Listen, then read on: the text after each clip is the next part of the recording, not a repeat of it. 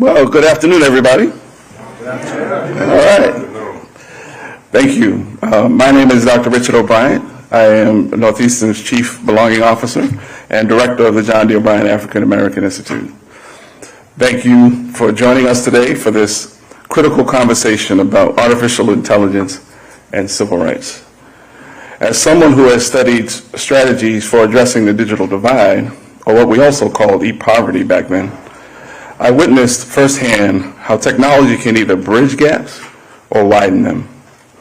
Today, we stand at another pivotal moment in the evolution of human interaction with technology. As President Ayoun articulated, we're witnessing AI emerge as a fourth dimension of human experience, joining reading, writing, and arithmetic as a foundational skill for navigating our modern world. As a result, the rapid advancement of artificial intelligence presents us with both unprecedented opportunities, but also serious risks, particularly for the communities that have historically been left behind by technological progress. The same patterns we've seen with digital access are now emerging in the AI landscape. But this time, the stakes are even higher. AI systems are making decisions about hiring, housing, healthcare, and criminal justice. When these systems embed biases, they don't just limit access, they can perpetuate and amplify information access inequity on a scale. That's why today's discussion is so vital. We're here to chart a path forward, one that ensures the AI revolution serves all communities and not just a few. It's my honor to welcome back to Northeastern someone who has been at the forefront of this fight, our own U.S. Senator Ed Markey. Let's give him a round of applause.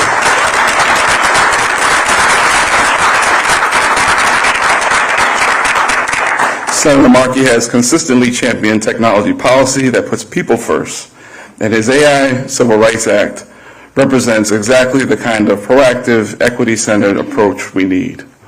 To introduce Senator Ed Markey and the panel, I welcome to the podium my new friend and colleague, the President of the National Society of Black Engineers, Mekadis Mezgabu. Did I say it?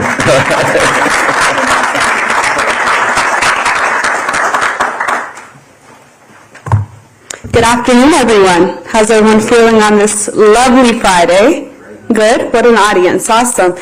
My name is Mekadis Mezgabu, and I have the honor of serving as President of the National Society of Black Engineers Boston Professionals Chapter, a community of Black engineers and technologists committed to advancing equity, excellence, and innovation in STEM across Massachusetts and beyond.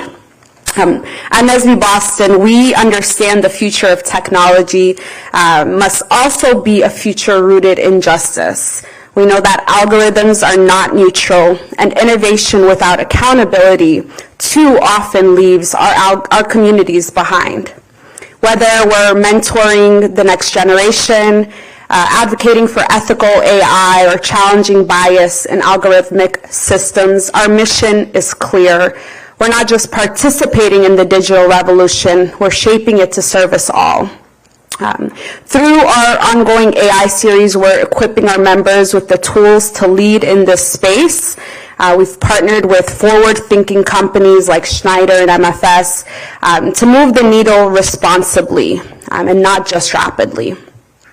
And so this is why the conversation today matters, because artificial intelligence continues to accelerate, shaping everything from how we work to how we live, to how we're seen, but we must ask the hard questions.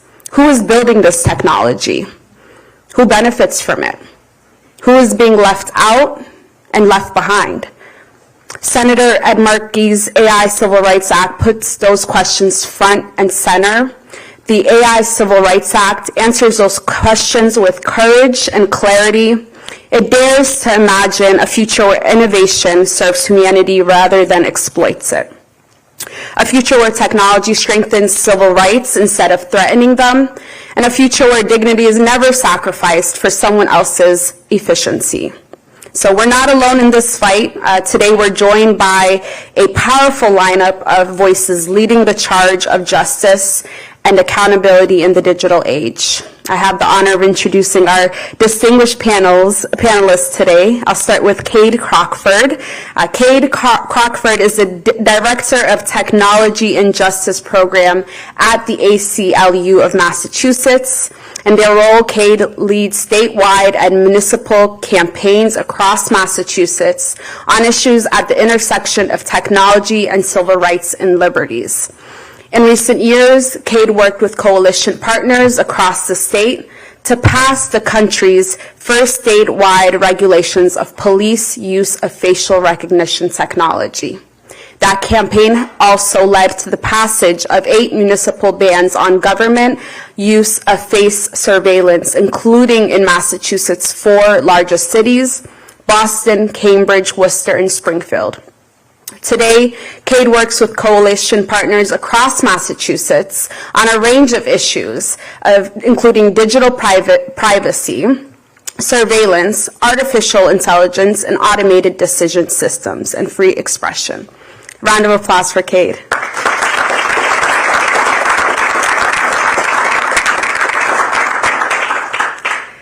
Next, we have Rahsaan D. Hall, who is the esteemed president and CEO of the Urban League of Eastern Massachusetts, where his visionary leadership drives transformative change. With a Juris Doctorate from Northeastern University School of Law,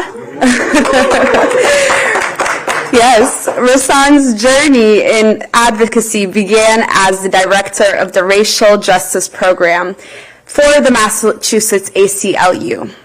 There, he spearheaded initiatives combating racial profiling, promoting police accountability, and defending voting rights, earning recognition as a prominent voice in civil rights. In his current role, Rahsaan amplifies the Urban League's impact, expanding programs to address economic disparities, enhance education access, and foster civic engagement. His dynamic leadership style and unwavering commitment to equity solidify the Urban League as a beacon of hope in Eastern Massachusetts. A round of applause for Rahsaan.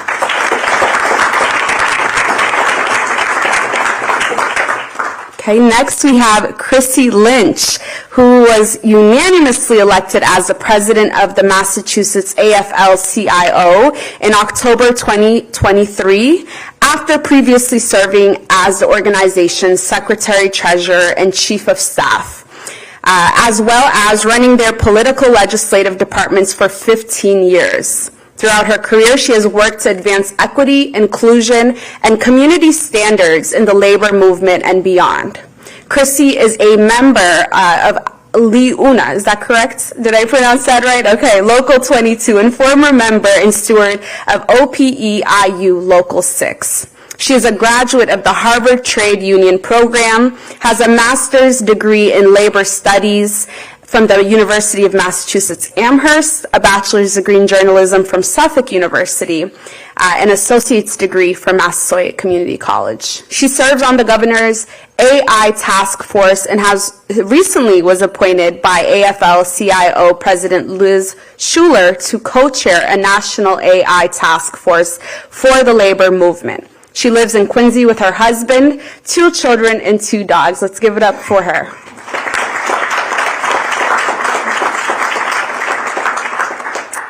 And Armani White, a 3rd-generation Bostonian, Roxbury/JP native that co-founded Reclaim Roxbury in 2015. Armani has served as lead organizer for Reclaim Roxbury since its founding. Armani founded Reclaim Roxbury after being concerned about the rapid gentrification of Roxbury post the 2008 housing foreclosure crisis, which Armani's own family was directly impacted by. After learning that over 40 acres of public land in the heart of Roxbury, public land was taken from residents through racist eminent domain tactics under the guise of urban renewal, would soon be sold by the notorious Boston Redevelopment Authority, now rebranded as the BPDA. Armani knew Roxbury residents needed to come together to determine their own future and set their own standards for how public land should be used. And also that a strong grassroots mobilization would be required to build the power to solve this crisis. Reclaim Roxbury is important because our advocacy is directly responsible for more low-income, working-class, middle-income Black people being able to afford to stay and thrive in Roxbury. This is what Armani believes and works to every single day. A round of applause for Armani White.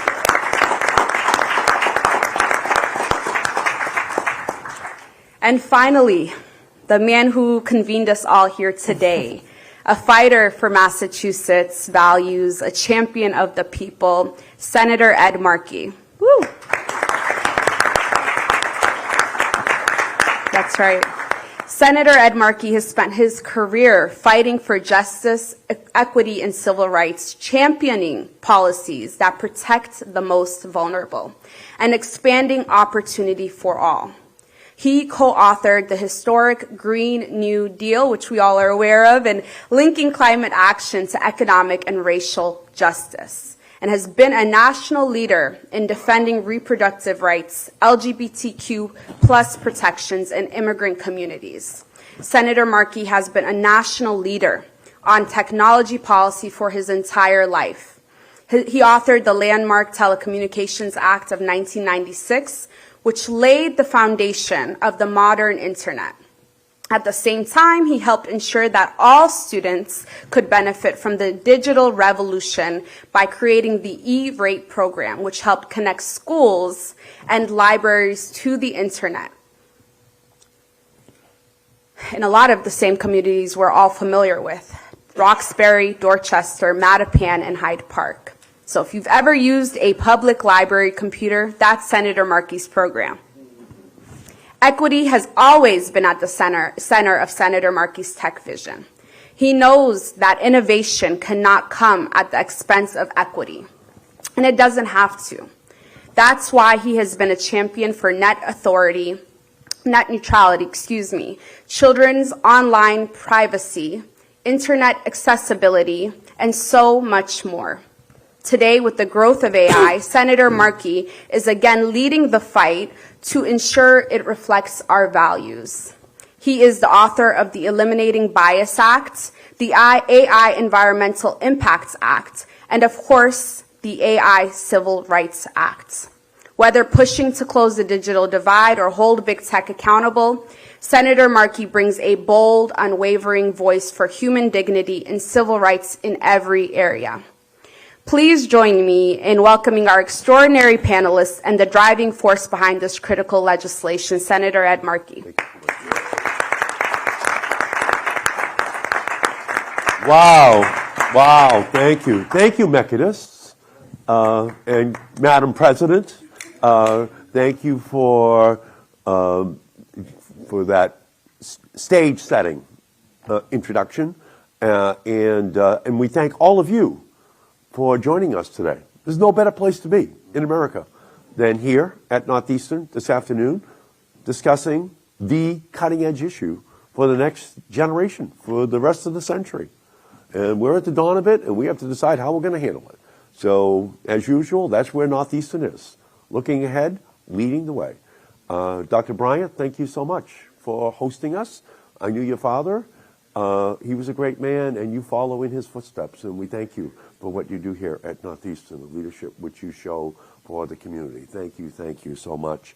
And thank you all for gathering on a Friday afternoon. It's important that we have leadership, and Northeastern is the perfect place to show that leadership. Everything that we're about to discuss here, just goes back to Mekadis and the commitment to uplifting Black engineers, building a more inclusive future for STEM for everyone. But if we're going to get it right, we have to get AI right. We have to decide who's going to have access to it. And we're joined as well by State Senator Michael Moore. Michael Moore is the chairman up in the Massachusetts State Legislature. of the AI committee, and he is drafting the historic legislation right now from Massachusetts, so that we will be the leader. So having Senator Moore here with us today is an honor, but it's indicative of where we have to be on these issues as a state as well. So I'm honored to be joined today by an outstanding group of technology, civil rights, labor advocates to discuss these critical issues. You've already heard all of their incredible biographies and why they are the right people to be here having this discussion. And you've probably already heard over the last 3 years about all the revolutionary promises that AI has for our society. Charles Dickens wrote a famous novel, A Tale of Two Cities. And the next line was, it was the best of times and the worst of times. We can say that about AI. It's the best of technologies and the worst of technologies simultaneously. It can enable, it can ennoble, or it can degrade, and it can debase. But it's up to humanity to decide how the technology is going to be used. That's what we're here today to do, to ensure that we extract the best of it while limiting the downside. So that's the job that we have, and all the focus on potential winners of this AI race. Washington has been neglecting the communities who are already being left behind in the AI revolution, especially black and brown and immigrant and working class and LGBTQ individuals who are the first to feel the harms and the last to be heard in Washington in this discussion about AI. And that's why today's conversation is so important. Everyone deserves a say in how powerful technologies affect their lives, their families, and their futures. Progress should not come at the expense of our dignity, of our rights, and of our humanity. The stakes are especially high with artificial intelligence. Companies are increasingly developing and deploying algorithms to make critical life decisions for individuals on everything from housing to healthcare. But these algorithms aren't some neutral decision maker. They are trained on vast amounts of data that reflect the bias and discrimination already prevalent in today's society. Without appropriate testing and guardrails, these algorithms will supercharge pre-existing bias and discrimination already in our society, harming marginalized communities and undermining Americans' trust in technology and the companies that develop it. This is AI's garbage problem. Garbage, biased data breeds garbage, biased results. Or more succinctly, garbage in, garbage out. It's not hard to find examples of AI's garbage problem. A 2019 report found that due in part to biased mortgage approval algorithms, lenders were 80% more likely to reject black applicants than similar white applicants. In another case, an AI resume screening tool recommended male applicants for jobs at much higher rates than similar female applicants. This is unacceptable. And that is why last year I introduced my AI Civil Rights Act, the most comprehensive AI civil rights legislation ever introduced in Congress, endorsed by every civil rights group in the country, coordinating with them last year, and we're going to reissue it again in another month or so, after further discussions with all of the leading civil rights groups in the country, to ensure that we are anticipating what these companies, or some of the companies, are likely to do without having real protections in place. And specifically, my legislation would impose new rules when companies use algorithms to make decisions on employment, banking, healthcare, the criminal justice system, and other important aspects of our lives. The premise of the AI Civil Rights Act is very simple. Stop, test, correct. Before developing and deploying complex algorithms with huge consequences for the public, companies need to stop and test how these algorithms will affect marginalized communities and workers. And when they identify harms to those communities, they need to correct them. All of us in this room know that we need guardrails to protect ourselves from the harms of AI. We have come together with a clear message. AI cannot stand for accelerating injustice. AI must stand for all included. And we're in the historic battle right now between accelerating inequality or all included. That's what this discussion is about today. Back in Washington, my Republican colleagues are moving in the opposite direction. Instead of grappling with AI's risks, they are trying to prevent states from regulating AI for the next 10 years. Yes, 10 years. They built it into the House budget that they passed last week. So we had all the cuts for Medicaid and Medicare and clean energy. They stick in a provision on page 300 to ban any state regulation of AI, while not proposing any federal regulation. They are saying Senator Moore cannot pass any legislation here in Massachusetts, but they don't intend on doing anything at the national level. So that's irresponsible. It's short-sighted, and I'm proud to be leading the fight in the Senate against this moratorium. And hell is freezing over because I'm going to do it with Josh Hawley and Marjorie Taylor Greene. Okay, so just so you know, okay, we're going to stop this. We're going to protect Senator Moore. We're going to protect Chrissy Lynch and everyone up here so they can pass state legislation. Okay, we're going to do it. But we need to do more than just push back on bad policy. We need to chart a path forward that AI protects civil rights, empowers workers, promotes innovation rooted in accountability. That's the discussion that we have to have today. And so I just want to kick off this discussion by asking the president of the AFL-CIO of the state of Massachusetts, and as you heard, named as the co-chair of the national efforts by the entire labor movement to develop a policy on AI for labor, to talk about this issue. And it's in this context. One of the big AI giants, like 2 weeks ago, just said AI is moving so fast that there could be layoffs in 10% of our workforce in the next 10 years because of AI. And of course, when they're talking about it, they're talking about what a great technology. Look how you should invest now in AI. We're going to substitute for all these workers.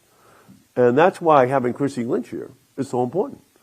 Because now it's time for us to talk about what about those workers? What about the protections? So, Chrissy, what should be the policies that are adopted for our nation? And thank you so much for being here. Much appreciated for all your great leadership. Well, thank you very much, Senator. Thank you for the invite, and thank you to everybody for coming. It's a very important topic. I want to talk a little bit first about what the AFL-CIO is, because it's going to, I think, help frame the conversation. We represent over 800 local unions and just under 500,000 members in unions across the state. Our members do every type of work you can imagine. One local's position certainly doesn't reflect all. It's the job of the Labor Federation to look at all the different impacts, the threats before each sector of worker, the opportunities before each sector of worker, and try and suss out those through lines and develop campaigns shared campaigns that reflect those through lines. And increasingly, we hear as much about workers' fears off the job as we do on the job. And I can't think of an issue that epitomizes that more than artificial intelligence, because the working class is scared. They're scared for the impact on their job. They're scared for the privacy concerns, their consumer protections, their civil rights at home and on the job. But our campaign around AI and technology really started about 5 years ago. And it was when Uber and Lyft came to town. With what they did in California in 2020, they had Prop 22 to make it Uber and Lyft drivers independent contractors, eroding the state's employment laws there. They tried to bring that here, and we said, hold up, the use of an app is not an excuse to get around hard-fought-for employment laws that we celebrate every Labor Day. It is not an excuse. But as we dug deeper and we learned more about this technology, we learned about this algorithmic discrimination that the senator talked about. And we learned about algorithmic wage discrimination, algorithmic price discrimination, and we realized this is so much more than just what laws we need to protect. This is also about what new laws we need to have our society adapt to this really rapidly evolving technology, because these algorithms, to the senator's point, they know exactly, based on the profile of the driver or the profile of the rider, they know exactly how much they can squeeze out of you based on how that algorithm is fed. And that's a real problem. That goes well beyond employment laws. That's a problem for all of us up here. And I'm so proud that there is something special about Massachusetts, where I think labor and civil rights and other advocates can come together on these shared causes. You know, often we've noticed in labor that the sort of gigification of work is like the first step to the automation of work. And in fact, I was here at Northeastern just a couple years ago, and there was a presentation from Uber and Lyft, and they said, oh, well, right now we're in the independent contractor phase, but soon we're going to have just driverless cars, you know, supplemented by independent contractors in tricky areas where they can't be driverless. And just so we're all clear, that is their end game. Their end game is unlimited profits, because their bottom line is non-existent. And everybody should be very scared. But as the senator said, like, we're not opposed to technology. At some point, workers had to adapt to, like, the sewing machine, right? Like, we can figure it out. But we don't want to be an afterthought. And I really appreciate what you said about the people who feel the pain first are often the last to be heard. We've seen this as a society with free trade agreements, right? They said, don't worry, your communities will be fine, workers will be fine, trust us. We know that didn't work out. And it was because we were not intentional about looking for the risks and safeguarding ourselves against them so that we could dig in on the good parts. And, you know, as a kid, I had like 5 VHSs at my house as a young girl, and one of them was Terminator. And I spent my whole childhood, like, obsessing over my main, like, I was such a fangirl of Sarah Connors, because she was, like, saving society from artificial intelligence that was going to take over in the year 2029. I just want to remind everybody. So what they say is that, you know, what the tech people tell us is that, don't worry, jobs are just going to be augmented. So just like everybody just needs to get trained up on how to use AI. Even in the best case scenario, it's not that simple. Even if only jobs are to be augmented and not automated, we need widespread training. We need to make sure there's equity in how that training is available. We need to make sure that as this training becomes available in schools, it's also teaching kids, my kids, critical thinking, the ability to still have creativity. You know, we don't want to make the same mistakes as an NAFTA. And certainly we need to be clear-eyed about the job loss that will come. And we need to be ready as a society to deal with it and to reckon with it and to make sure those people are taken care of. We are really proud to be working with the senator and his team on federal policy, which until we somehow win some stuff, I don't think it's moving. So glad you're figuring out how to block that preemption there. Very proud to be partnering with state lawmakers here. Thank you, Senator Moore, for all your efforts on this to try and get some good state policy on the books before it's too late. I think the main thing that workers are anxious about, it's these bossware tools, it's privacy on the job and at home. As our data, as DOJ just demonstrated, our data is sensitive and AI ain't taking care of it. They're handing it right over to the same tech corporations that want to squeeze as much out of us as they can. Workers are anxious about liability. The tech companies will say, oh, don't worry, there'll be a human in the fold. Why? To be scapegoated? Right? We need to have a real conversation about liability and who's to blame and who's protected when something goes off. Everybody was heard about the SAG-AFTRA strike out in California. a few years ago. That was cutting edge strike. It was the first time a union had really gone toe to toe over the impacts of this technology on their jobs. That was as much about digital replicas generated by AI replacing people's jobs as it was about wages and working conditions. And it's the same with the Writers Guild strike. The Writers Guild weren't there. The fight was not about wages. It was about algorithms taking the first pass at screenplays that human beings used to write. So we're learning a lot from those fights, and more every day. We're drinking out of a fire hose here, like all of us, but it's really, really important, and I could not be prouder of the team we've got here in Massachusetts to be making sure we're getting this right. So thank you for having us. Thank you, Chrissy, so much. If I may just follow up, let's just talk for a second, if you could, about AI and Amazon in their warehouses and what your concern would be about the workers and the impact on them without some safeguards in terms of how it could affect their lives as workers. Sure. I mean, well, Amazon, God, where do I start?